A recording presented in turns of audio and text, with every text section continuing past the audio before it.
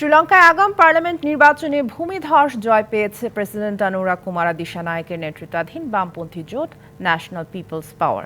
১২৩ আসনে বামপন্থীদের এ জয়ে চলমান অর্থনৈতিক ও খাদ্য সংকট থেকে দেশটির উত্তরণ সম্ভব হবে বলে মনে করছেন বিশ্লেষকরা।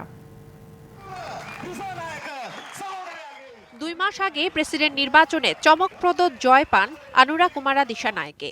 এবার আগাম পার্লামেন্ট নির্বাচনেও ভূমিধস জয় পেল দিশানায়েকের দল জনতা বিমুক্তি পেরুমুনা জেভিপির নেতৃত্বাধীন বামপন্থী জোট ন্যাশনাল পিপলস পাওয়ার এনপিপি।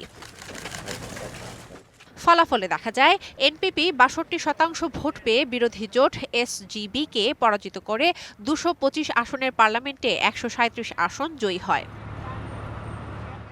দ্বীপদেশ শ্রীলঙ্কা যখন তীব্র অর্থনৈতিক সংকট এবং মূল্যস্ফীতির মুখোমুখি, তখন দিশানায়েকের নেতৃত্বে এনপিপির নির্বাচনটি বিশেষ গুরুত্ব পায় জনগণের কাছে। এই জয় দিশানায়েকের জন্য শক্তিশালী সমর্থন নিয়ে এসেছে, যা তাকে চলমান সংকট কাটিয়ে উঠতে সহায়তা করবে বলে ধারণা করা হচ্ছে।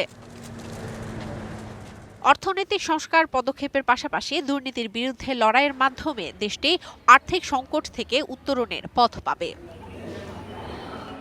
২০২২ সালের জুলাইয়ে মারাত্মক অর্থনৈতিক সংকটের আবহে প্রবল জনবিক্ষোভের মুখে ক্ষমতাচ্যুত হয়ে দেশ ছাড়েন তৎকালীন প্রধানমন্ত্রী মাহিন্দা এবং তার ভাই প্রেসিডেন্ট গোতাবায়া। পার্লামেন্ট সদস্যদের ভোটাভুটিতে অন্তর্বর্তী সরকারের প্রেসিডেন্টের দায়িত্ব নেন রনিল।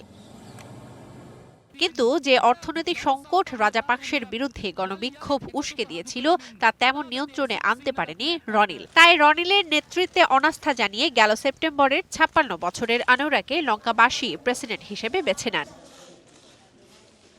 শোভন শাহমিন দিশা, ডিবিসি নিউজ ডেস্ক। নগদের সর্বোচ্চ বার ১৬৭ টাকা রিচার্জে পাবেন ১ লাখ টাকা পুরস্কার। আরও আছে প্রতি সপ্তাহে পুরস্কার ও ক্যাশব্যাক।